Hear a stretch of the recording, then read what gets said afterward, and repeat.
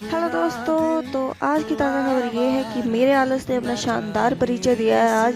तो घूमने तो मैं जा नहीं पाई थी क्योंकि लेट उठी थी, लेकिन 1 घंटा रिवीजन करके मैं आ गई थी किचन में ब्रेकफास्ट बनाने के लिए। सुबह सुबह इंसान क्या ही करने आएगा किचन में। फिर ये सब करने के बाद छोटे मोटे कार्य पूरे करके हमेशा की तरह मैं पहुंच गई थी लाइब्रेरी और आकर अपनी दिनचर्या का सबसे महत्वपूर्ण कार्य किया, जो कि था अपने डेस्क को साफ करना।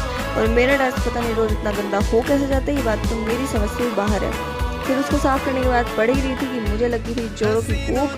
फिर मैंने खाया था अमरूद और बहुत सारी पढ़ाई करके दोपहर को आ गए थे मेरे मित्रगण, जो जिस गली में खड़े हुए चुगलियां करते थे वो इनकी चुगलियों को बाहर उठा नहीं पाई, इसलिए टूट गई। फिर इनकी स्कूटी जाकर रुक जाती गोलगप्पे की रेडी के बाहर।